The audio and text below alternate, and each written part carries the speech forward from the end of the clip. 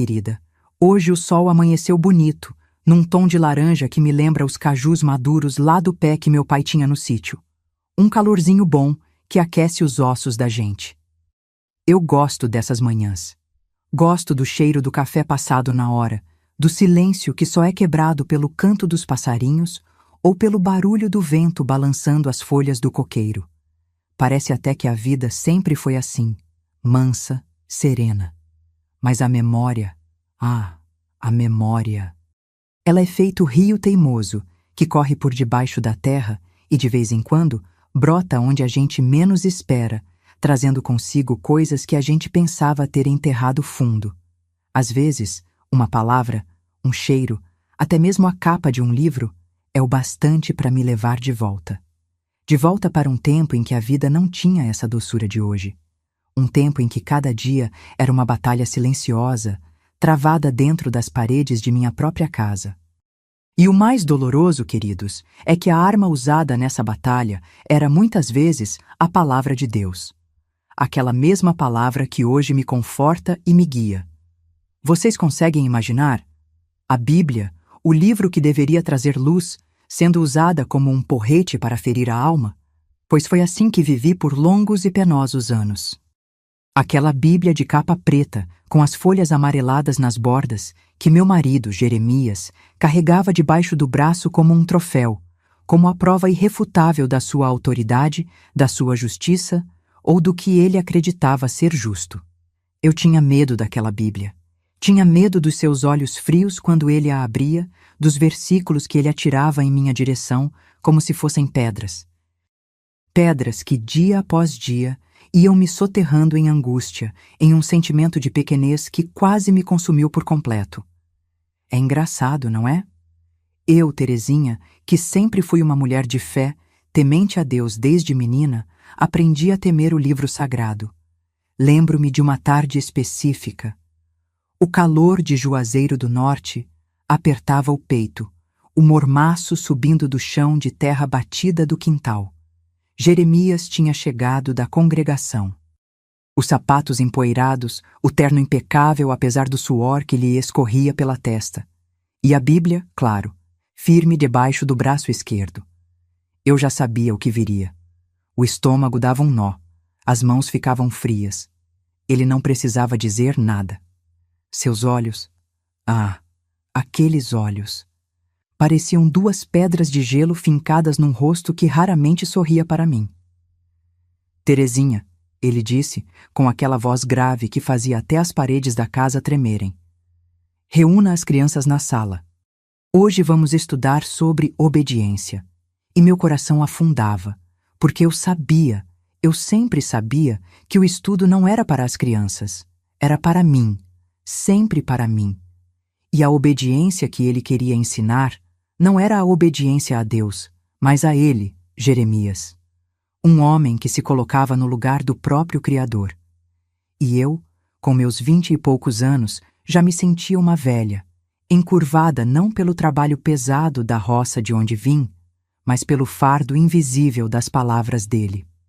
Palavras que ele habilmente arrancava do livro sagrado e retorcia, transformando em instrumentos de tortura. A ironia disso tudo ainda me corta a alma, sabe? Usar o que é santo para profanar a paz de um lar. Levei muito tempo, muitos anos de choro escondido e orações sussurradas no escuro, para entender que Deus não estava naquelas palavras duras, naqueles julgamentos cruéis. Deus é amor, é compaixão. E ele, com certeza, não se alegrava com as lágrimas que eu derramava em silêncio, noite após noite, naquela casa que deveria ser meu refúgio, mas que se tornou minha prisão. Eu nem sempre fui essa mulher amedrontada que vivia pisando em ovos. Não. Antes de Jeremias, antes do casamento que imaginei ser a realização de um sonho, eu era uma moça cheia de vida, lá do sertão da Paraíba, de um lugarejo pequeno onde a gente conhecia todo mundo pelo nome. Filha de agricultores, aprendi desde cedo o valor do trabalho e da fé. Meu pai, seu Zezinho, era um homem simples, mas de uma sabedoria imensa. Minha mãe, Dona Luzia, uma fortaleza em forma de mulher, com um coração que parecia caber o mundo inteiro. A gente vivia com pouco, mas tinha alegria. Cantávamos nas noites de lua cheia, ouvíamos as histórias que os mais velhos contavam ao pé da fogueira. Meus sonhos não eram grandiosos, não naquela época. Sonhava em ter minha casinha, um marido bom, filhos correndo pelo terreiro. Coisas simples, como a vida que eu conhecia. A fé em Deus era algo natural, como respirar. Íamos à missa aos domingos, rezávamos o terço em família. Deus era um pai amoroso, um protetor, e foi nessa fé, nessa simplicidade que cresci. Quando Jeremias apareceu, eu tinha 17 anos. Ele veio de Pernambuco, já homem feito, com uns 24 anos, para trabalhar no comércio de Juazeiro, que já era uma cidade movimentada por causa da fé no Padre Cícero. Juazeiro sempre teve essa aura religiosa forte, né? As romarias, as promessas, a devoção do povo. E Jeremias chegou já envolvido com a congregação evangélica que estava crescendo na cidade. Ele era diferente dos rapazes que eu conhecia. Falava bonito, com umas palavras difíceis que me deixavam encantada. Tinha um porte sério, respeitoso.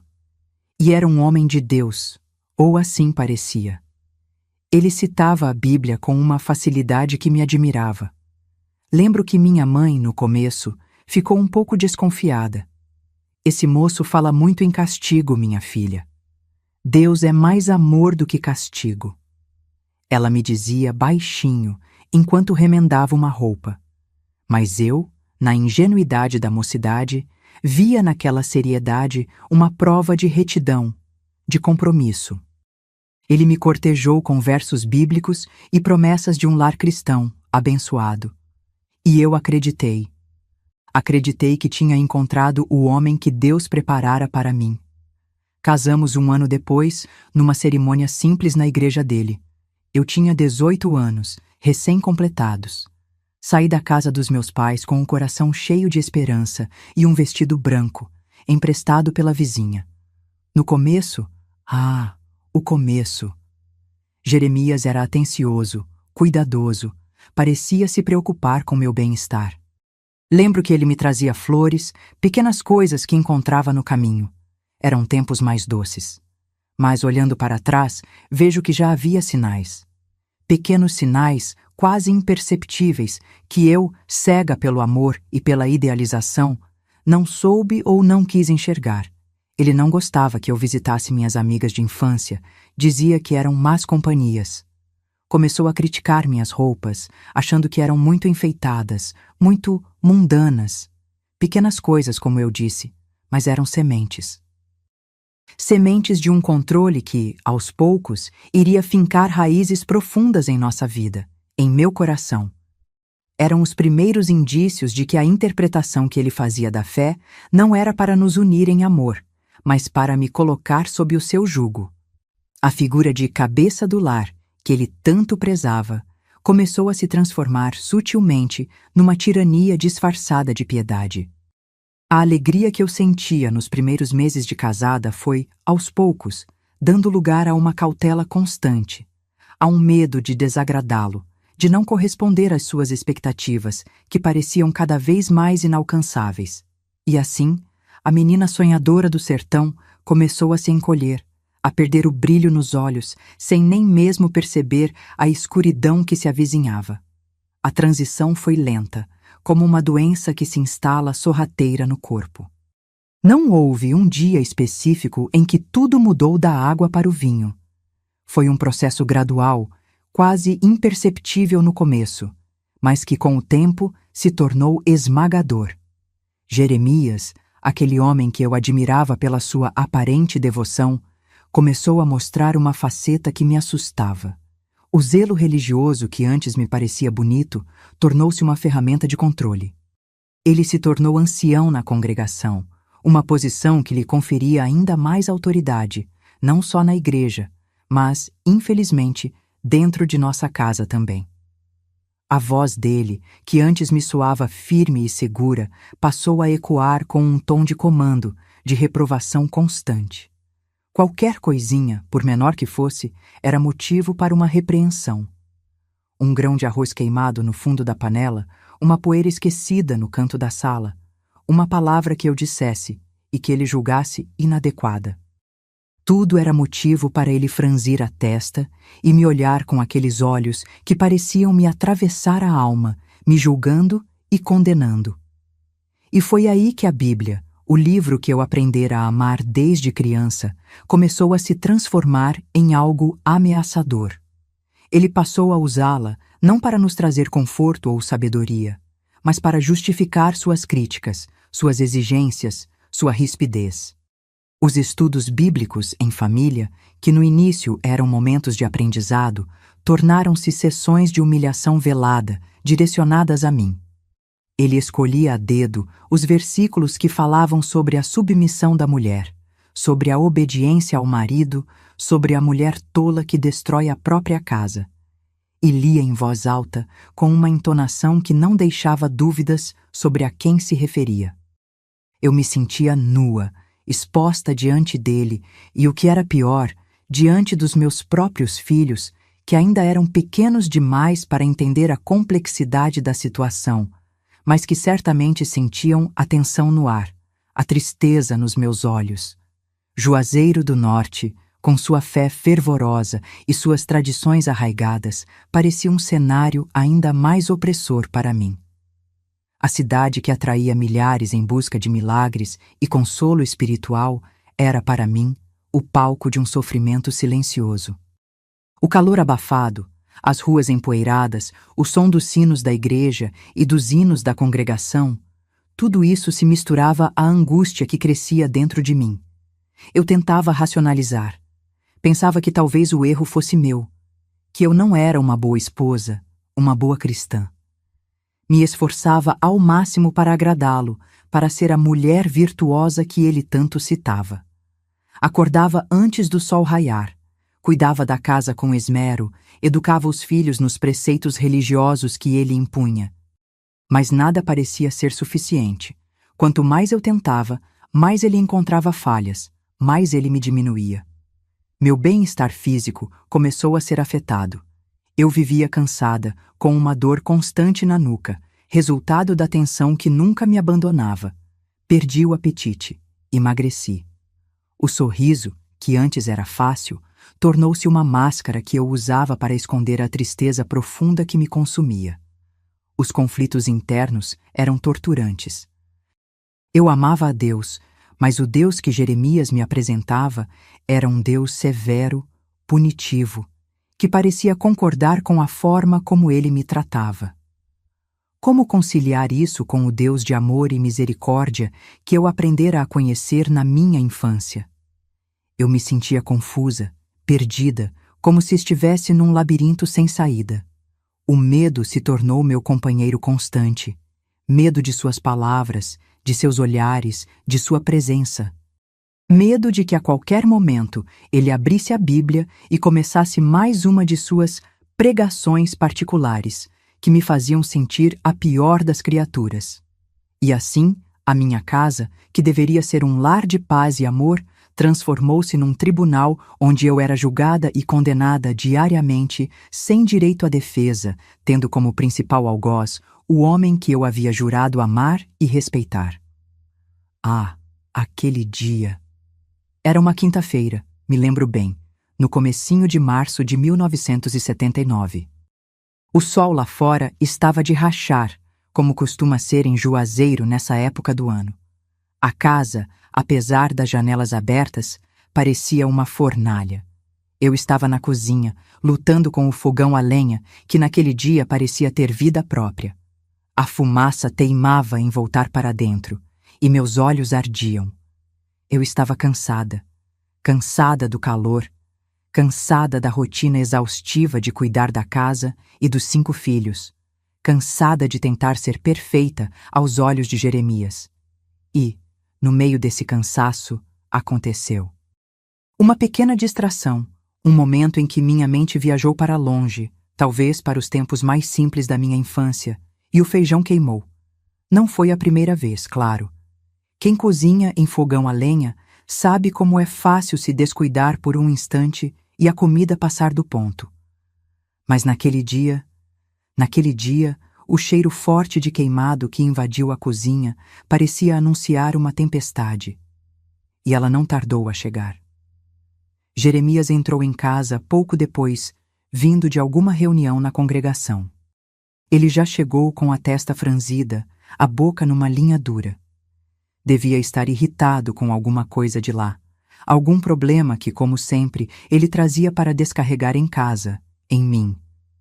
Bastou sentir o cheiro do feijão queimado para a fisionomia dele se fechar ainda mais. Terezinha! A voz dele cortou o ar, mais áspera do que o normal. O que é esse cheiro? Pelo amor de Deus, mulher, como você pode ser tão descuidada assim? Eu murmurei um pedido de desculpas, tentei explicar que o fogão estava ruim, que a fumaça... Mas ele não me ouviu, ou não quis ouvir. Seus olhos faiscavam de raiva. Ele caminhou até o fogão, olhou para a panela preta com uma expressão de nojo. Não aprendeu ainda que Provérbios 31 fala da mulher virtuosa que cuida bem da sua casa, que não deixa sua família passar necessidade por pura negligência? As palavras dele eram como chicotadas, e o pior ainda estava por vir.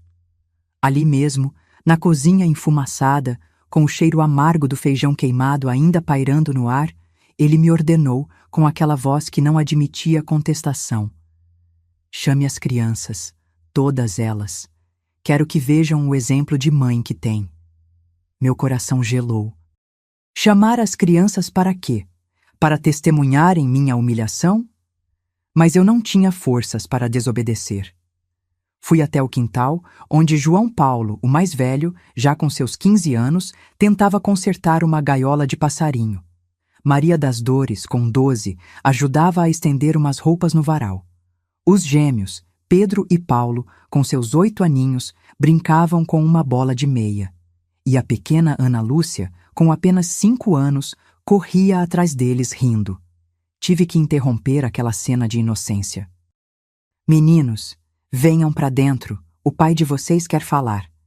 O sorriso sumiu do rosto deles. Eles sabiam. Aquela chamada nunca era para coisa boa. Entramos na sala. Uma sala simples, com poucos móveis, mas que para mim, naquele momento, parecia um palco de tortura. Jeremias já estava lá, sentado na sua cadeira preferida, a Bíblia de capa preta aberta sobre os joelhos finos. Ele nos encarou, um por um, com um olhar severo. As crianças se encolheram, sentando-se no chão de cimento batido, como ele sempre exigia nesses momentos. O silêncio era pesado, cortado apenas pelo zumbido de uma mosca teimosa. Então, ele começou. A voz de Jeremias ecoou pela sala, carregada de uma justiça que só ele parecia enxergar. Vejam só, ele começou, e seus dedos longos e finos percorreram as páginas da Bíblia como se procurassem a sentença exata para o meu crime. Vejam como a mãe de vocês é negligente, como não zela pelo alimento que Deus nos dá com tanto sacrifício. Eu queria sumir, queria que o chão se abrisse e me engolisse. Ali, diante dos meus filhos, dos meus pequenos, eu era exposta, julgada, diminuída a nada. Sentia o rosto queimar de vergonha, mas não ousava levantar os olhos do chão. As palavras dele eram como pedradas, atiradas com força, e cada uma delas parecia abrir uma nova ferida na minha alma, já tão machucada. Eu via pelo canto do olho os olhares das crianças. João Paulo tinha o maxilar cerrado, os punhos fechados ao lado do corpo. Ele já entendia mais das coisas, e eu sabia que aquilo o feria profundamente. Maria das Dores tinha os olhos arregalados, cheios de uma confusão que me partia o coração. Os gêmeos se agarravam um ao outro, assustados. E a pequena Ana Lúcia, coitadinha, começou a choramingar baixinho, sem entender direito o que estava acontecendo, mas sentindo a dor e a tensão que emanavam de mim, do pai, do ambiente. Efésios, capítulo 5, versículo 22. Jeremias continuou, a voz ainda mais alta, como se quisesse que os vizinhos também ouvissem a minha falha. Diz aqui, com todas as letras: vós, mulheres, sujeitai-vos a vossos maridos como ao Senhor. E o que eu vejo aqui?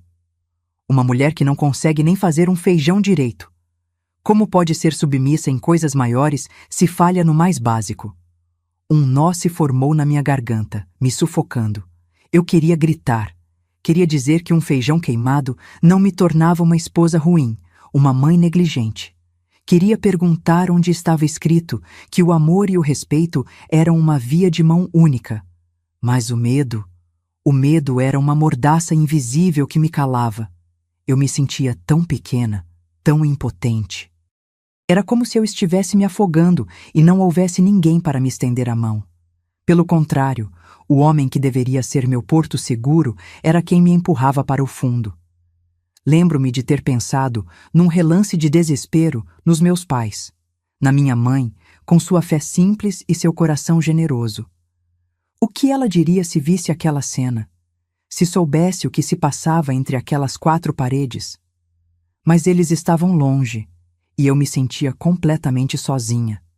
Aquele evento do feijão queimado, que pode parecer uma coisa banal para quem ouve de fora, foi para mim um divisor de águas. Não porque fosse a primeira vez que Jeremias me humilhava, mas pela crueldade calculada, pela forma como ele usou os nossos filhos como plateia para o seu espetáculo de poder. Ele não estava apenas me punindo por um erro doméstico. Ele estava me quebrando por dentro, sistematicamente, dia após dia. E usava a palavra de Deus, aquilo que eu tinha de mais sagrado, para justificar sua tirania. E tem mais, ele exclamou, folheando a Bíblia com uma fúria contida. Provérbios, capítulo 21, versículo 9. Melhor é morar no canto do telhado do que numa casa espaçosa com mulher rixosa. Rixosa? Eu? Que vivia com medo de respirar mais alto perto dele? A injustiça da acusação era tão grande que me tirou o ar. Mas eu continuei calada, engolindo o choro, sentindo cada olhar das crianças como uma faca em meu peito. Ali, naquela sala abafada, com o cheiro de queimado ainda no ar, eu senti uma parte de mim morrer. A alegria, a esperança, a autoestima. Tudo parecia se esvair, deixando apenas um vazio doloroso e uma sensação de desesperança que me acompanharia por muito tempo. Depois daquela terrível sessão de humilhação por causa do feijão queimado, a vida em casa pareceu mergulhar numa escuridão ainda mais densa. Jeremias não mencionou o episódio diretamente nos dias seguintes, mas sua atitude para comigo tornou-se ainda mais fria, mais distante.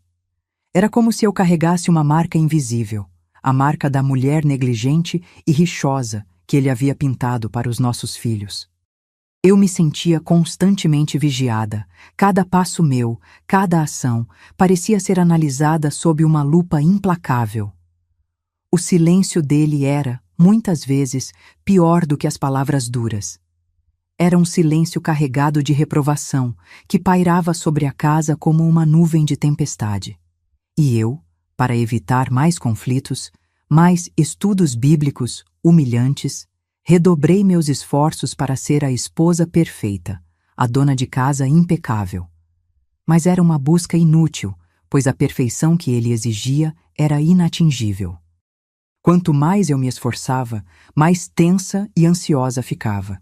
Os meus dias se resumiam a um ciclo interminável de tarefas domésticas, realizadas com um medo constante de errar. O prazer das pequenas coisas, como cantarolar enquanto cozinhava ou contar histórias para as crianças antes de dormir, desapareceu. Eu me movia pela casa como uma sombra, com o coração apertado e um nó permanente na garganta. As crianças também sentiram o impacto. João Paulo, meu filho mais velho, começou a se fechar ainda mais. Ele passava horas no quintal, cuidando dos seus pombos, como se aquelas aves fossem suas únicas confidentes. Seus olhos, antes cheios de curiosidade e alegria juvenil, agora carregavam uma tristeza e uma revolta contida que me doíam na alma. Às vezes, nossos olhares se cruzavam, e eu via neles uma compaixão silenciosa, um entendimento tácito do sofrimento que eu enfrentava. Ele não dizia nada, mas eu sabia que ele estava ali, sofrendo junto comigo à sua maneira. Maria das Dores ficou mais arredia, mais quieta. Os gêmeos, Pedro e Paulo, pareciam ter perdido um pouco da sua vivacidade infantil, e a pequena Ana Lúcia chorava por qualquer coisinha, como se sentisse a infelicidade que impregnava o ambiente. Dolores, minha cunhada, que morava na casinha dos fundos, percebia minha angústia.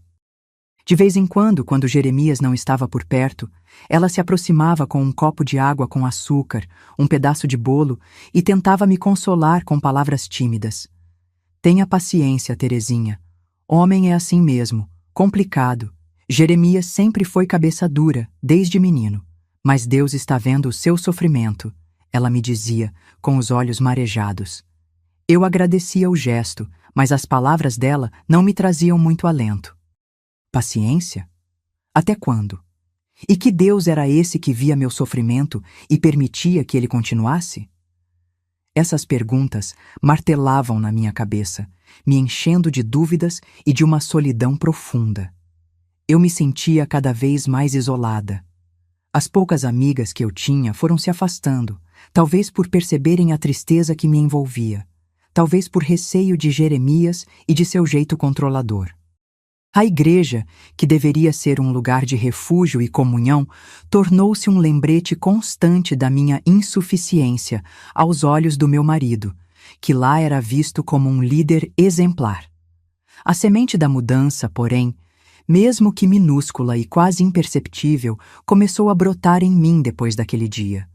Uma fagulha de indignação, uma percepção tênue de que aquilo não era justo, não era certo. Eu ainda não tinha forças para reagir, nem sequer sabia como, mas algo dentro de mim começou a se questionar. Será que Deus realmente queria que eu vivesse daquela forma? Será que a submissão que a Bíblia mencionava significava anulação completa, humilhação constante? Essas perguntas, ainda que sussurradas no meu íntimo, foram o primeiro sinal de que, talvez, houvesse uma saída, mesmo que eu não conseguisse enxergá-la naquele momento. Aquele feijão queimado, no fim das contas, não foi apenas um pretexto para mais uma sessão de tortura psicológica. Foi também o estopim de uma lenta e dolorosa conscientização, o início de uma jornada que, anos mais tarde, me levaria a buscar a minha liberdade e a redescobrir o verdadeiro significado da fé e do amor próprio. Mas, por enquanto, a escuridão ainda era longa e o caminho à frente, incerto e cheio de medo. Os meses que se seguiram àquele episódio do feijão queimado foram se arrastando pesados, como uma carroça emperrada num caminho de lama. A sombra da desaprovação de Jeremias pairava sobre mim constantemente. Eu me sentia como se estivesse andando numa corda bamba, com medo de qualquer passo em falso que pudesse provocar outra avalanche de críticas e versículos bíblicos distorcidos. O primeiro e maior desafio era essa vigilância constante. Jeremias parecia ter olhos nas costas. Cada gesto meu era escrutinado. Se eu demorasse um pouco mais para servir o café, era um olhar de reprovação. Se uma das crianças fazia barulho enquanto ele lia o jornal ou a Bíblia, a culpa recaía sobre mim, por não saber impor disciplina. Era um desgaste diário, uma tortura miúda que ia minando minhas energias e minha sanidade. Eu me pegava revendo mentalmente cada ação minha antes de executá-la, tentando antecipar qualquer possível crítica. Será que a comida está salgada demais? Ou de menos? A roupa está bem passada? A casa está limpa o suficiente para os padrões dele? Era exaustivo viver assim. Eu me sentia um soldado em alerta constante, num campo de batalha onde o inimigo era o meu próprio marido. Outro desafio imenso era ver o impacto de tudo aquilo nos meus filhos. João Paulo, meu primogênito, estava cada vez mais distante, mais silencioso. Aquele brilho de revolta que eu via em seus olhos no dia do feijão queimado parecia ter se transformado numa tristeza resignada. Ele se refugiava nos livros de história que tanto amava, e nos cuidados com seus pombos, como se buscasse naquelas narrativas antigas e na liberdade das aves um alívio para a opressão que sentia em casa. Lembro-me de vê-lo, muitas vezes, sentado no batente da porta do quintal, o olhar perdido no horizonte, e meu coração se partia em 1000 pedaços. Eu sabia que ele sofria, e sofria por mim também. Maria das Dores, que estava entrando na adolescência, começou a questionar, ainda que de forma tímida, algumas das regras impostas por Jeremias. Mãe, por que eu não posso ir brincar na casa da vizinha se ela é da igreja também? Perguntava. E eu tinha que encontrar respostas evasivas, com medo de contrariar Jeremias e provocar mais uma tempestade. Os gêmeos, Pedro e Paulo, que antes eram tão arteiros e risonhos, andavam mais quietos, com medo dos estudos bíblicos que se tornaram sinônimo de repreensão. Até a pequena Ana Lúcia, que ainda era um bebê de colo na época do feijão queimado, mas que agora já tinha seus 3, 4 aninhos, parecia sentir a tensão no ar, buscando meu colo com mais frequência, os olhinhos assustados sempre que a voz de Jeremias se elevava. E havia o isolamento. Ah, o isolamento. As visitas em casa rarearam. Jeremias não gostava de gente de fora atrapalhando a ordem do lar. E, para ser sincera, eu também comecei a evitar as pessoas. Tinha vergonha. Vergonha da minha tristeza, vergonha da vida que eu levava. Como eu poderia receber alguém com um sorriso no rosto, fingindo que estava tudo bem, quando por dentro eu estava em ruínas? Minha cunhada Dolores era, talvez, a única pessoa com quem eu ainda conseguia desabafar um pouco, mas sempre às escondidas, em sussurros apressados no quintal. Ela me ouvia com compaixão, mas também com um medo palpável de que Jeremias nos descobrisse. Cuidado, Terezinha. Ele é meu irmão, mas sei do gênio que tem, ela me alertava. Eu tentei, de todas as formas, encontrar pequenos refúgios para minha alma. Nas poucas horas em que Jeremias estava na congregação ou trabalhando, eu tentava criar momentos de leveza com as crianças. Contava histórias, cantava cantigas de roda bem baixinho para que ele não ouvisse de longe. O quintal, com suas plantas e a criação de galinhas que eu mantinha, era meu santuário. Ali, cuidando da terra, sentindo o cheiro das ervas, eu conseguia respirar um pouco, me reconectar com a Terezinha de antes, a moça simples e alegre do sertão. Mas eram momentos fugazes, logo interrompidos pela realidade dura da minha vida. A luta era diária, silenciosa, e muitas vezes eu me sentia perdendo a batalha. Dentro daquele turbilhão de angústia, houve momentos em que a esperança, teimosa como o mato que brota em qualquer fresta, tentou me mostrar um caminho. Eu não podia aceitar que minha vida se resumisse àquele sofrimento diário. E assim, em meu desespero silencioso, comecei a arquitetar pequenas, quase invisíveis, tentativas de mudança, de encontrar um alívio. A primeira, e talvez a mais ingênua delas, foi tentar conversar com Jeremias. Escolhi um domingo à tarde, depois do almoço, um momento em que ele parecia um pouco menos tenso, talvez pelo descanso da manhã ou pela satisfação de ter pregado na congregação. Eu havia preparado um café fresco, do jeito que ele gostava, e o servi com um pedaço de bolo de fubá que as crianças adoravam. Respirei fundo, reuni toda a coragem que me restava e comecei a falar, com a voz trêmula. Jeremias, eu disse, a gente precisa conversar sobre nós, sobre a nossa casa. As crianças, elas estão sentindo. Eu estou sentindo.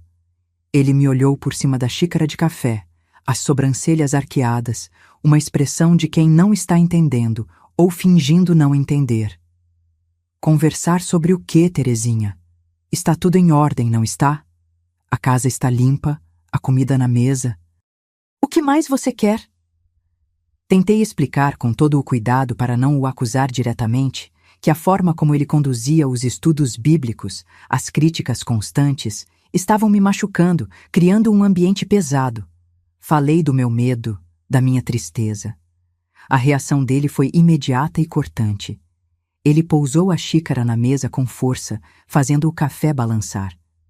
Então a culpa é minha agora? Ele disse, a voz subindo de tom. Você está insatisfeita com o zelo que eu tenho pela minha família, com o meu esforço para criá-los no caminho do Senhor? Está me acusando de ser um mau marido, um mau cristão, só porque eu sigo o que a palavra de Deus me ordena? E claro, a Bíblia foi aberta. Ele começou a citar, um após o outro, os versículos sobre a mulher que deve ser grata, sobre a importância da correção, sobre o perigo da rebeldia feminina. Qualquer tentativa minha de argumentar era soterrada por uma nova passagem bíblica, interpretada da maneira mais conveniente para ele. Eu me encolhi, derrotada. Aquela tentativa de diálogo não só falhou miseravelmente, como piorou as coisas. Nos dias seguintes, ele ficou ainda mais vigilante, como se minha tentativa de expressar meus sentimentos fosse uma prova da minha rebeldia e da minha ingratidão. O impacto emocional dessa falha foi devastador.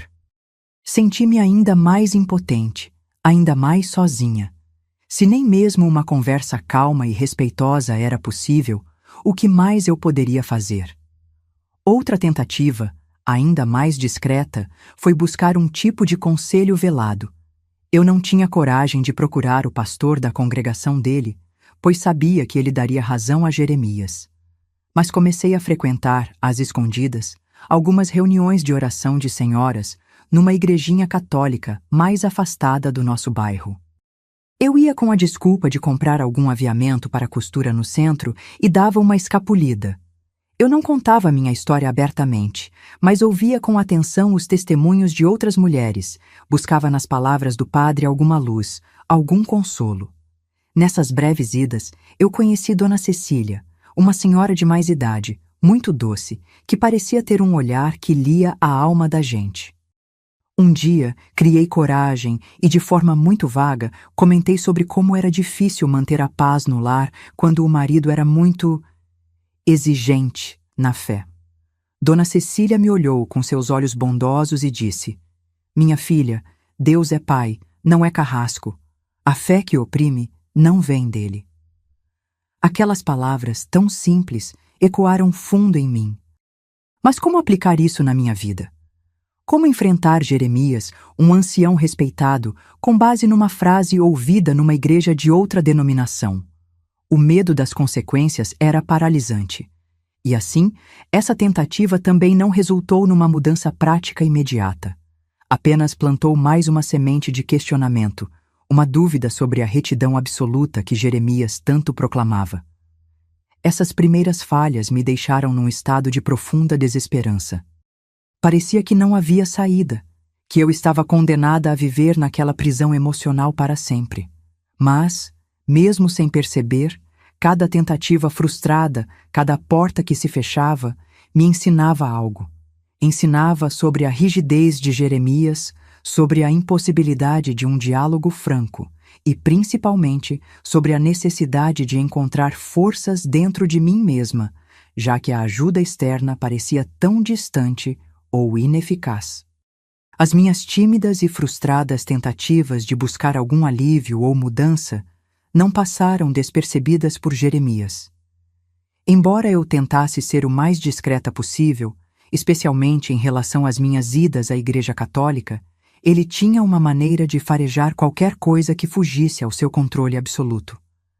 Minha tentativa de diálogo sobre a nossa vida familiar, que resultou numa explosão de versículos e acusações, serviu apenas para aumentar a sua desconfiança. Ele começou a me questionar com mais frequência sobre onde eu ia, com quem falava. Qualquer demora minha na rua, mesmo que fosse para comprar o pão, era motivo para um interrogatório velado, cheio de insinuações sobre más influências e desvios do caminho do Senhor. O ambiente em casa tornou-se ainda mais pesado. Aquele breve momento de esperança que senti ao conversar com Dona Cecília se esvaiu rapidamente diante da realidade opressora do meu lar. Jeremias, como se para reafirmar sua autoridade abalada pela minha ousadia em questioná-lo, intensificou os estudos bíblicos familiares. As sessões se tornaram mais longas, mais frequentes, e o foco principal era sempre a submissão da esposa e os perigos da mulher tola, que, segundo ele, eu estava me tornando. Ele parecia ter um prazer sádico em me ver encolhida, em observar o medo nos olhos dos nossos filhos. Era como se a minha angústia alimentasse a sua sensação de poder. E foi nesse período que surgiu um novo e doloroso desafio: o afastamento gradual de João Paulo. Meu filho, que sempre fora meu companheiro silencioso, meu olhar de cumplicidade naquelas horas difíceis, começou a se isolar ainda mais. Ele já não me procurava para conversar, mesmo que fosse sobre os pombos ou os livros. Passava a maior parte do tempo trancado no quartinho dos fundos, que ele transformara em seu refúgio particular. Eu entendia que era a forma dele de se proteger, de não explodir diante das injustiças que via o pai cometer. Mas para mim, aquele silêncio era uma faca a mais no meu peito. Eu sentia que estava perdendo meu filho, que a opressão de Jeremias estava criando um abismo entre nós. Maria das Dores, por sua vez, começou a demonstrar uma rebeldia mais aberta, ainda que sutil. Respondia às vezes com um monossílabo quando Jeremias lhe dirigia a palavra, ou revirava os olhos disfarçadamente quando ele começava suas pregações. Eu temia por ela, pois sabia que Jeremias não toleraria insubordinação por muito tempo. Mas, por outro lado, uma pequena parte de mim admirava aquela coragem que eu mesma não tinha. Os gêmeos e Ana Lúcia pareciam cada vez mais assustados com a dinâmica familiar, buscando meu colo e meu carinho como se eu fosse o único porto seguro num mar de tempestade. Contudo, em meio a tanto sofrimento e a tantos desafios novos, comecei a tirar alguns aprendizados importantes, ainda que dolorosos. O primeiro foi que eu não podia esperar que Jeremias mudasse. Suas convicções eram rígidas demais, seu orgulho inabalável. Ele genuinamente acreditava estar certo, e qualquer tentativa minha de mostrar o contrário era vista como um ataque à sua fé e à sua autoridade.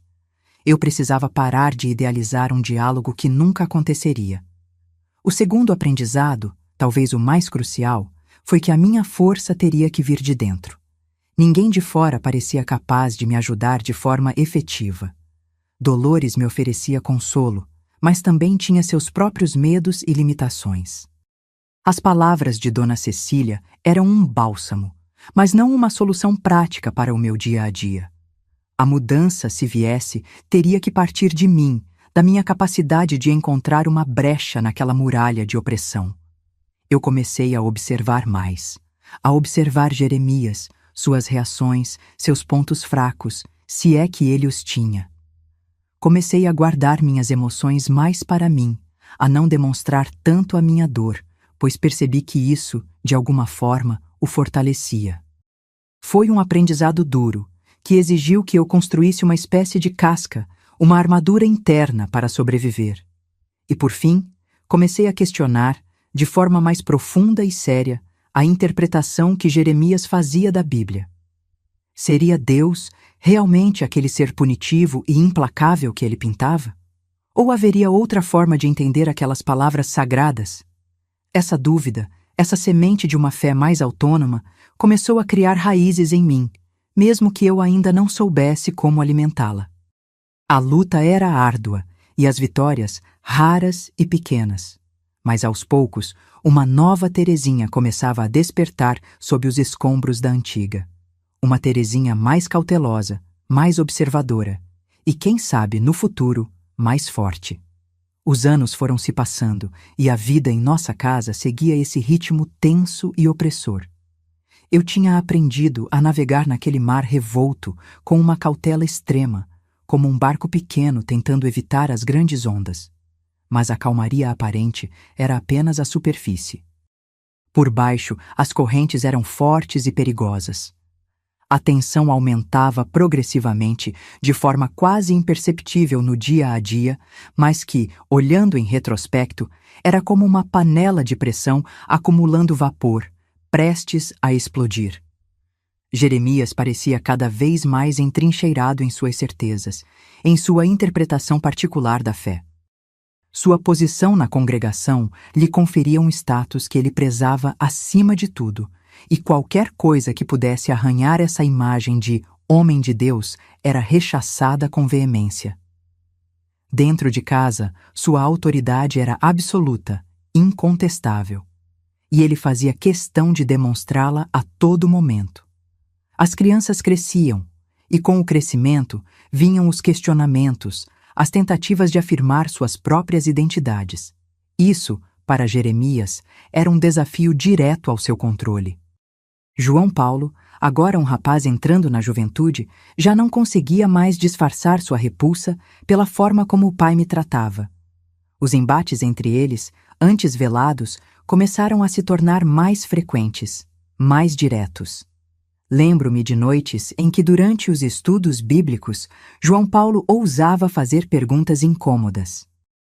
Pai, por que o Senhor só lê os versículos que falam da submissão da mulher e nunca os que falam do amor e do cuidado que o marido deve ter com a esposa? A Bíblia não fala disso também? Jeremias ficava lívido. Respondia com rispidez, acusando o filho de rebeldia, de estar sendo influenciado por más leituras e amizades mundanas. Aqueles momentos eram terríveis para mim. Eu via a coragem do meu filho, mas temia as consequências. Temia que Jeremias, em sua fúria, pudesse se tornar ainda mais severo. Maria das Dores também não ficava atrás. Questionava as proibições, a falta de liberdade, o excesso de rigidez. Por que as filhas dos outros irmãos da igreja podem participar de certas atividades e nós não? Ela perguntava, com uma ousadia que me deixava de cabelo em pé. A resposta de Jeremias era sempre a mesma. Porque nesta casa, quem dita as regras sou eu, e as minhas regras são baseadas na palavra de Deus. Vocês estão aqui para obedecer, não para questionar. O medo em mim era constante, um nó frio no estômago que nunca se desfazia. Eu temia pela segurança emocional dos meus filhos, temia pela minha própria integridade. Comecei a ter pesadelos frequentes, onde Jeremias me perseguia com a Bíblia na mão, os olhos brilhando de fúria. Acordava suando frio, o coração disparado. A atmosfera em casa era tão carregada que qualquer pequena faísca poderia causar um incêndio. Uma louça quebrada, um atraso no jantar, um olhar que Jeremias interpretasse como desafio. Tudo era motivo para uma nova crise, uma nova sessão de humilhações. Eu me sentia cada vez mais encurralada. A ideia de que algo precisava mudar, de que eu não poderia continuar vivendo daquela forma, começou a se fortalecer em mim. Mas como? Eu não tinha para onde ir, não tinha recursos próprios. Dependia totalmente de Jeremias.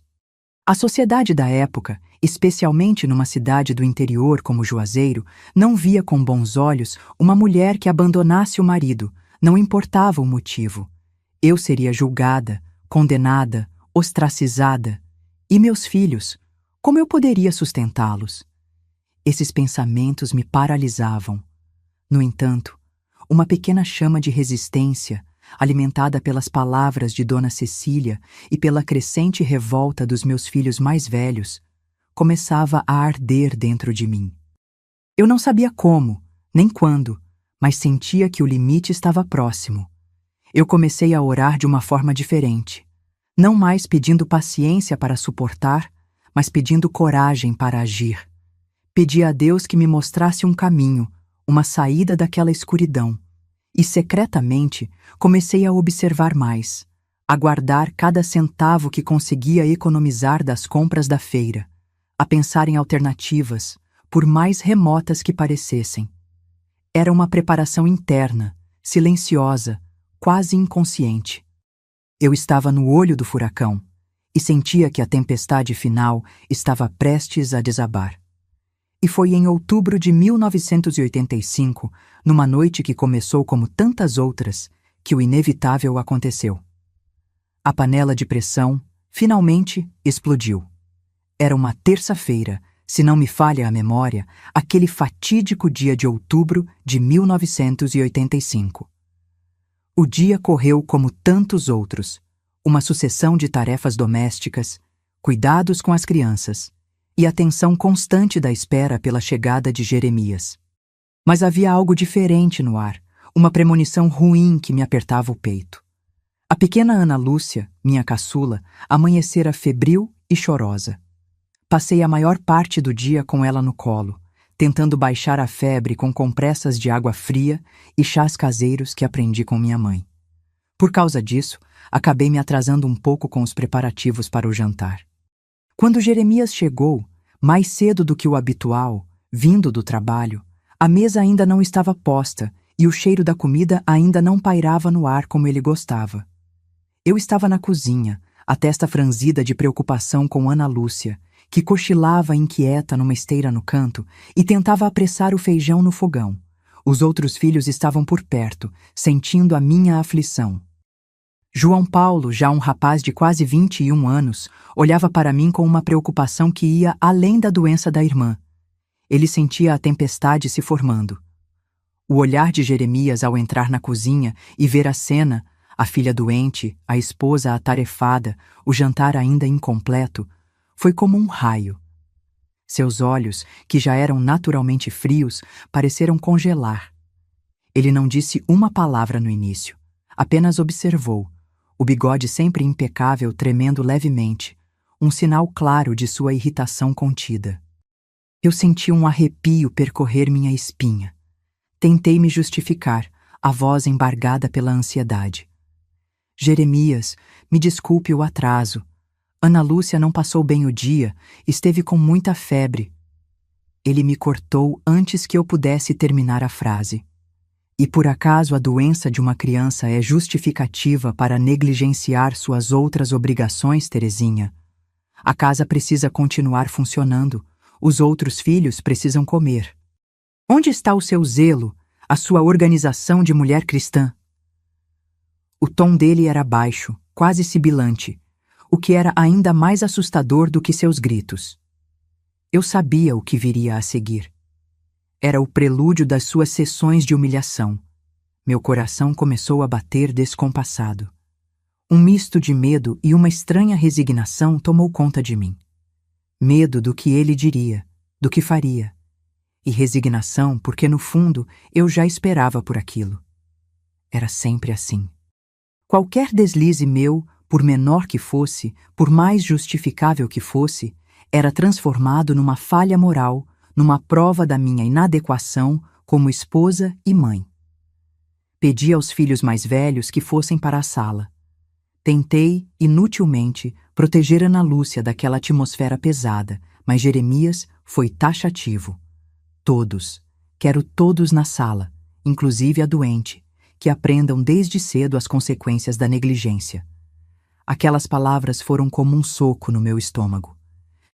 Arrastar minha filha febril para aquela sessão de tortura psicológica era crueldade demais. Mas o que eu podia fazer? Minha vontade era pegar Ana Lúcia no colo e fugir dali, correr para longe, para qualquer lugar onde a voz de Jeremias não pudesse nos alcançar.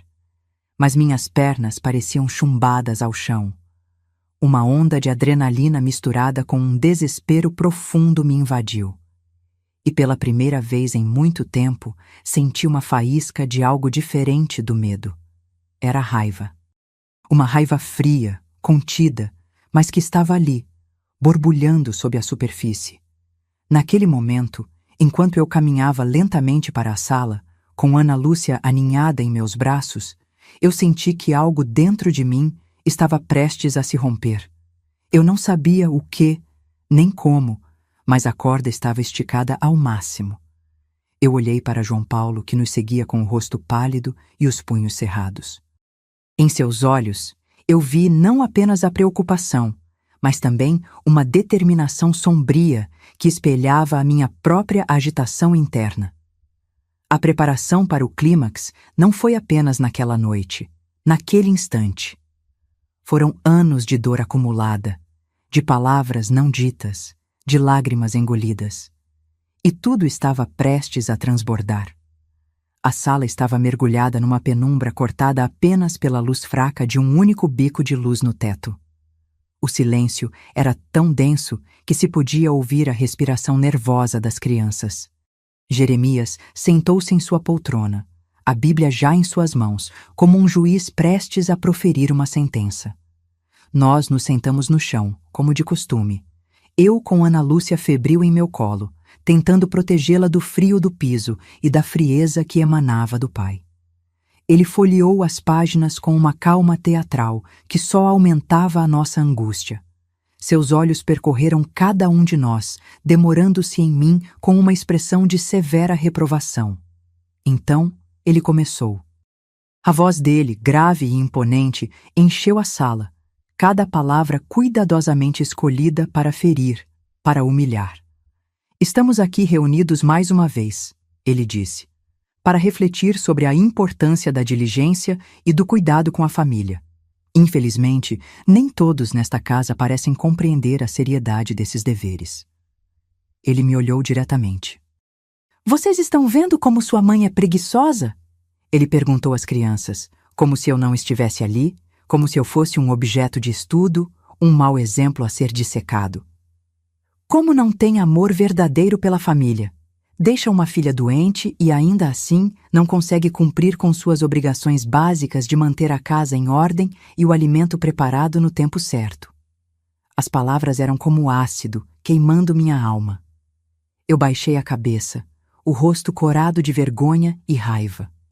Sentia os olhares dos meus filhos sobre mim, e isso era a pior parte.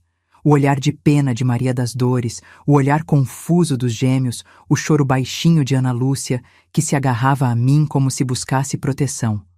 E o olhar de João Paulo. Ah, o olhar de João Paulo. Era uma mistura de fúria e impotência que refletia o meu próprio estado de espírito. Jeremias abriu a Bíblia com um gesto solene. Vamos ver o que a palavra de Deus nos diz sobre isso. 1 Timóteo, capítulo 5, versículo 8. Ele fez uma pausa dramática, como se estivesse prestes a revelar uma verdade incontestável. Está escrito aqui: mas, se alguém não tem cuidado dos seus, e principalmente dos da sua família, negou a fé e é pior do que o infiel. Pior do que o infiel. Aquelas palavras ecoaram na minha mente como uma sentença de morte. Eu, que dedicava cada minuto da minha vida àquela família, que suportava tudo em silêncio por amor aos meus filhos, era comparada a uma infiel, a alguém que negou a fé. Era demais. Era insuportável. Senti as lágrimas vindo aos meus olhos, mas lutei para não chorar. Não ali, não na frente dele, não na frente dos meus filhos. E foi nesse momento, quando eu achava que não aguentaria mais, que o inesperado aconteceu. Um movimento, um som. João Paulo. Meu filho, meu menino franzino, que sempre parecera tão quieto, tão resignado, levantou-se do chão. Ele se ergueu devagar, mas com uma firmeza que eu nunca tinha visto nele antes. Os olhos dele, os mesmos olhos castanhos do pai, mas agora faiscando com uma luz diferente, uma luz de indignação e coragem, encararam Jeremias diretamente. O silêncio na sala tornou-se ainda mais pesado, quase palpável. Até Jeremias pareceu surpreso com a atitude do filho. Ele parou de falar, a Bíblia ainda aberta em suas mãos, e olhou para João Paulo com uma expressão de incredulidade. E então, a voz de João Paulo, surpreendentemente calma, mas carregada de uma emoção contida, cortou o silêncio. Uma voz que não era mais de um menino assustado, mas de um homem defendendo o que era justo. Chega, pai, ele disse, e cada palavra pareceu ecoar pelas paredes da pequena sala. O senhor está usando a Bíblia errado. Jeremias franziu a testa, a incredulidade dando lugar à raiva. O que você disse, moleque? Mas João Paulo não se intimidou. Ele deu um passo à frente, os olhos fixos nos do pai. Eu disse que o senhor está usando a Bíblia errado. Efésios, capítulo 5, versículo 25 também diz: Vós, maridos, amai vossas mulheres, como também Cristo amou a igreja, e a si mesmo se entregou por ela. Ele fez uma pausa, e seus olhos marejaram, mas a voz continuou firme. Quando foi, pai? Quando foi que o Senhor demonstrou esse tipo de amor pela minha mãe? Quando foi que o Senhor se entregou por ela, ao invés de só exigir, só criticar, só humilhar? O silêncio que se seguiu às palavras de João Paulo foi o mais ensurdecedor que eu já ouvi em toda a minha vida. Parecia que o mundo tinha parado de girar. O tempo congelou naquele instante. Eu olhava para o meu filho de pé, enfrentando o pai com uma coragem que eu mesma nunca tive, e meu coração se encheu de um misto de orgulho, medo e uma admiração imensa. Jeremias ficou petrificado. Sua boca se abriu e fechou algumas vezes, como se ele quisesse dizer algo, mas as palavras não saíssem. Seu rosto, normalmente pálido e severo, passou por uma transformação rápida e assustadora. Primeiro, ficou branco como cera. Depois foi tomado por uma vermelhidão que subiu do pescoço até a raiz dos cabelos. Seus olhos, que antes brilhavam com a convicção de sua autoridade inquestionável, agora pareciam incertos, talvez até chocados pela ousadia do filho. A Bíblia ainda estava aberta em suas mãos, mas ele não olhava mais para ela. Olhava para João Paulo como se o visse pela primeira vez, ou como se visse um traidor. As crianças menores, Maria das Dores, Pedro e Paulo, estavam paralisadas, os olhos arregalados, indo de João Paulo para o pai, sem entender completamente a dimensão do que estava acontecendo, mas sentindo a tensão extrema no ar. Ana Lúcia, em meu colo, parou de choramingar e me olhou com seus grandes olhos assustados, como se perguntasse o que viria a seguir. Eu mesma mal conseguia respirar. Esperava uma explosão de Jeremias, um grito, talvez até algo pior, mas ele não explodiu. Não da forma que eu esperava. Ele permaneceu em silêncio por mais alguns segundos, que pareceram uma eternidade. Então, lentamente, como se estivesse se movendo debaixo d'água, ele fechou a Bíblia. O som da capa dura se encontrando ecoou na sala como uma sentença. Ele se levantou da poltrona, ainda sem dizer uma palavra. Seus olhos encontraram os meus por um instante, e o que eu vi ali me gelou a espinha. Não era raiva, não era surpresa. Era algo frio, calculista, quase ameaçador. Sem olhar para João Paulo, sem dirigir uma palavra a ninguém, Jeremias deu as costas e caminhou em direção à porta. Seus passos eram pesados, deliberados. Ele abriu a porta e saiu, batendo-a com uma força que fez as paredes da casa tremerem e os poucos enfeites na estante balançarem. O som da batida da porta foi como um tiro, quebrando o encanto, a tensão paralisante. E então o silêncio voltou, mas agora era um silêncio diferente. Era um silêncio carregado de incerteza, de medo do desconhecido, mas também, e pela primeira vez em muito tempo, de uma minúscula, quase imperceptível, fagulha de alívio. João Paulo permaneceu de pé por mais alguns instantes, o peito subindo e descendo rapidamente, como se ele tivesse corrido uma maratona. Então, ele se virou para mim. Seus olhos, agora molhados, encontraram os meus. E com a voz embargada, mas firme, ele disse as palavras que ecoariam em minha alma para sempre. Mãe, a gente não precisa viver assim. Naquele momento, olhando para o meu filho, para a coragem que ele demonstrou, para o amor que ele tinha por mim, algo fundamental mudou dentro de mim. A semente de esperança que as palavras de Dona Cecília tinham plantado, que a minha própria dor havia irrigado, finalmente começou a germinar. Eu não sabia o que o futuro nos reservava. Sabia que a saída de Jeremias daquela forma não era o fim. Talvez fosse apenas o começo de uma nova e difícil batalha. Mas pela primeira vez em 16 anos, eu senti que não estava mais sozinha. Eu tinha meu filho ao meu lado. E as palavras dele, "A gente não precisa viver assim", eram a permissão que eu precisava, o empurrão que faltava para que eu começasse a acreditar que, talvez, apenas talvez, houvesse uma vida diferente para mim e para os meus filhos. Uma vida onde a Bíblia não fosse uma arma, mas um consolo. Uma vida onde o amor não fosse sinônimo de medo, mas a incerteza era imensa. O que Jeremias faria? Ele voltaria? E se voltasse, como seria? A noite que se seguiu foi longa, cheia de cochichos, de lágrimas contidas e de um medo que se misturava a uma estranha e nova sensação de possibilidade. Aquela noite, após Jeremias sair batendo a porta, foi uma das mais longas da minha vida. As crianças, assustadas, se aninharam ao meu redor como pintinhos buscando o calor da mãe. João Paulo, apesar da bravura que demonstrou, estava pálido e exausto. Conversamos baixinho por horas, fazendo planos incertos, especulando sobre o que Jeremias faria. A incerteza era um monstro que nos rondava. E ele voltou. 3 dias depois.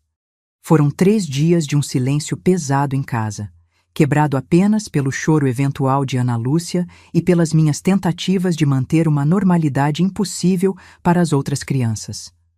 Quando Jeremias retornou, ele estava diferente. Não era o Jeremias explosivo que eu conhecia. Era um Jeremias mais frio, mais calculista e, de alguma forma, ainda mais perigoso. Seus olhos não tinham mais aquela fúria passional, tinham um brilho gélido, distante. Ele mal nos dirigiu a palavra. Mas eu sabia, e João Paulo também, que aquilo não era um sinal de trégua. Era a calma antes de uma tempestade ainda maior. Mas algo fundamental havia mudado em mim. As palavras de João Paulo, "Mãe, a gente não precisa viver assim", ecoavam em minha mente como um mantra. A coragem dele tinha me contagiado. Eu não era mais a mesma Terezinha amedrontada e passiva. Havia uma chama de determinação acesa em meu peito. E foi essa chama que me deu forças para tomar a decisão mais difícil da minha vida. Uma semana depois daquele confronto, aproveitando um dia em que Jeremias saiu para um compromisso mais longo na congregação, eu chamei João Paulo.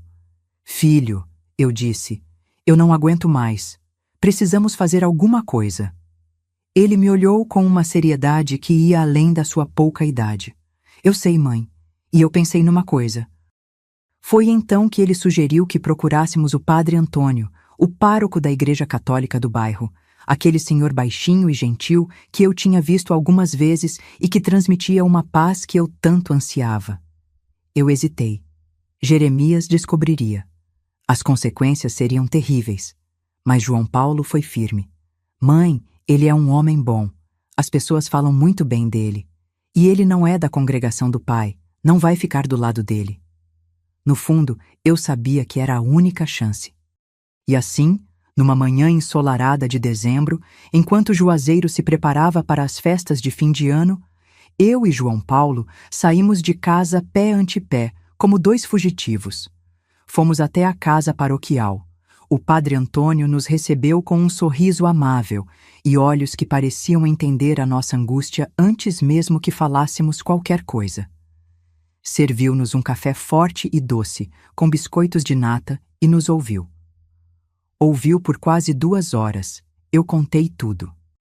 Desde o início do casamento, as pequenas mudanças, o controle crescente, a forma como Jeremias usava a Bíblia para me humilhar, o medo constante, a dor dos meus filhos.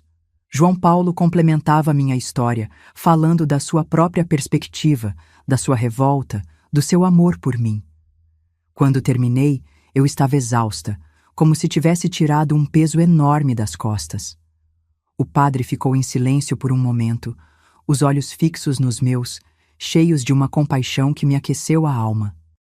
Então ele disse, com uma voz suave, mas firme: "Minha filha Terezinha, meu filho João Paulo, o que vocês viveram foi uma grande provação. Mas Deus não é castigo. Deus é amor, é misericórdia. Nenhuma palavra sagrada, seja ela qual for, deve ser usada para ferir o coração de um filho seu, para oprimir ou humilhar. A fé que não liberta, que não traz paz, não é a verdadeira fé." Aquelas palavras foram como um bálsamo para minha alma ferida. Ele nos ofereceu abrigo na casa paroquial por uns dias, até que pudéssemos encontrar um lugar para ficar. Disse que nos ajudaria a encontrar um quartinho para alugar, que mobilizaria a comunidade para nos doar alguns móveis e alimentos. Saímos de casa na manhã seguinte, bem cedo, antes que o sol nascesse por completo. Levei apenas 2 trouxas de roupa, uma para mim e outra para as crianças, e algumas poucas economias que eu havia conseguido juntar ao longo dos anos, escondidas num pote de açúcar. Dolores, minha cunhada, estava no portão, os olhos vermelhos de choro. Ela me abraçou forte. Vai com Deus, Terezinha. Eu entendo. Que você encontre a paz que merece. As crianças menores não entenderam direito o que estava acontecendo, mas me seguiram em silêncio, confiantes. O medo era grande, mas a esperança era ainda maior. Os primeiros tempos foram muito difíceis. Moramos num quartinho alugado nos fundos de uma casa, úmido e apertado. Eu comecei a trabalhar como lavadeira e passadeira para fora e fazia faxinas nas casas de algumas senhoras que o padre Antônio me indicou. O dinheiro era pouco, mal dava para o sustento, mas era nosso, era fruto do meu suor, da minha dignidade. E pela primeira vez em muitos anos, eu sentia que podia respirar. João Paulo, para ajudar, conseguiu um emprego como entregador numa mercearia depois da escola. Ele se tornou o homem da casa, meu braço direito, meu apoio constante. Ver a dedicação e a maturidade dele me dava forças para continuar. A ressignificação da minha fé foi um processo lento, gradual. Eu ainda tinha medo de abrir a Bíblia, medo de que aqueles versículos voltassem a me assombrar. Mas aos poucos, com a ajuda do padre Antônio, com as conversas que tínhamos, comecei a redescobrir o Deus de amor da minha infância. Um Deus que acolhe, que perdoa, que conforta. Comecei a ler a Bíblia sozinha, em silêncio, buscando nela não as regras e os castigos, mas as palavras de esperança e de consolo. E lentamente, minha autoestima, que havia sido esmagada por anos de humilhação, começou a se reconstruir. Cada elogio pelo meu trabalho, cada sorriso dos meus filhos, cada pequeno gesto de carinho e respeito que eu recebia, era um tijolinho a mais na reconstrução da minha identidade. Eu aprendi que era forte, que era capaz, que merecia ser feliz. A luta foi longa, e as cicatrizes daquele tempo nunca desapareceram por completo. Mas eu sobrevivi, eu me reergui. E mais importante, ensinei aos meus filhos que nenhum tipo de abuso, físico ou emocional, deve ser tolerado, especialmente quando ele vem disfarçado de piedade ou autoridade religiosa. Hoje, olhem só para mim. Estou aqui, com meus 74 anos bem vividos. Tenho minha casinha, simples, mas cheia de amor e de netos correndo pelo quintal nos fins de semana. Criei meus 5 filhos com muita luta, sim, mas também com muita dignidade. Eles se tornaram homens e mulheres de bem, trabalhadores, honestos.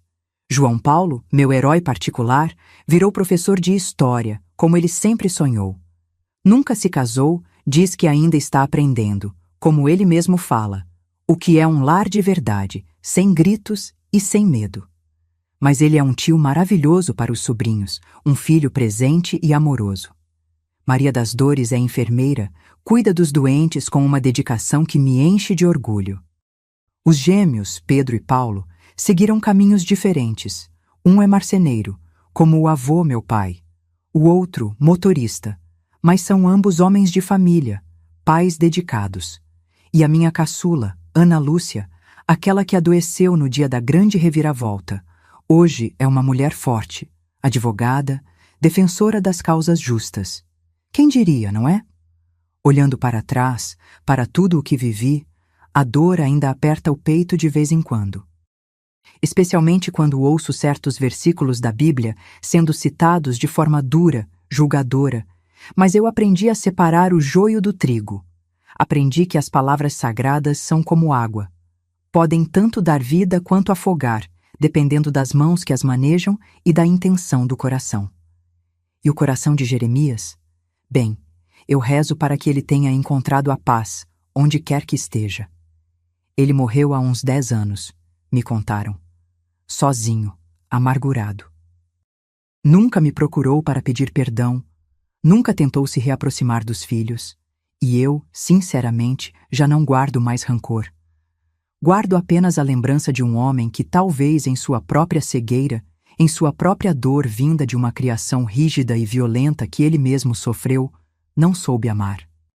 Pergunto-me às vezes se ele realmente acreditava estar cumprindo a vontade de Deus ao me tratar daquela forma, ou se, no fundo, ele sabia que estava apenas alimentando seus próprios demônios, suas próprias inseguranças, usando os versículos decorados como uma máscara para sua crueldade. Nunca saberei a resposta. E para ser sincera, não preciso mais dela. A minha paz não depende mais de entender os motivos dele. A Bíblia continua sendo meu livro de cabeceira. Mas hoje, eu a leio com outros olhos, com outro coração. Busco nela o conforto, a sabedoria, a esperança. Busco o Deus de amor que o Padre Antônio me reapresentou. Aquele Deus que sussurra em nosso coração palavras de encorajamento, não de condenação. E ele fala muito mais alto nos gestos de bondade, nos abraços apertados dos meus netos, no cheiro do café passado com carinho, do que nos gritos de julgamento que um dia me fizeram tanto mal. A lição mais preciosa que aprendi nessa longa jornada e que eu gostaria de deixar para vocês é esta: não permitam que ninguém, absolutamente ninguém, use a fé, a religião ou qualquer outra desculpa para diminuir vocês, para roubar a sua paz, a sua dignidade. Deus é amor. E onde há medo, onde há opressão, onde há humilhação, Deus não está. Busquem a sua força interior. Ela existe, mesmo que escondida sob camadas de dor e desesperança. E não tenham medo de pedir ajuda. Sempre haverá uma mão estendida, um coração compassivo, um Padre Antônio em algum lugar, pronto para ouvir e para mostrar que existe, sim, um caminho de luz, mesmo depois da mais escura das noites. Minha história é uma história de dor, sim, mas é também uma história de superação, de resiliência, de fé reencontrada. E se ela puder tocar o coração de alguém que esteja passando por algo parecido, se puder acender uma pequena chama de esperança, então todo o meu sofrimento não terá sido em vão. Fechem os olhos por um instante. Imaginem a força que reside em cada um de vocês, a capacidade de reescrever a própria história, de transformar a dor em aprendizado. Eu precisei de muitos anos para descobrir isso, mas vocês podem começar hoje. Acreditem. A vida pode ser muito mais bonita do que imaginamos, quando aprendemos a nos amar e a nos respeitar em primeiro lugar. E com certeza, é isso que Deus espera de cada um de nós.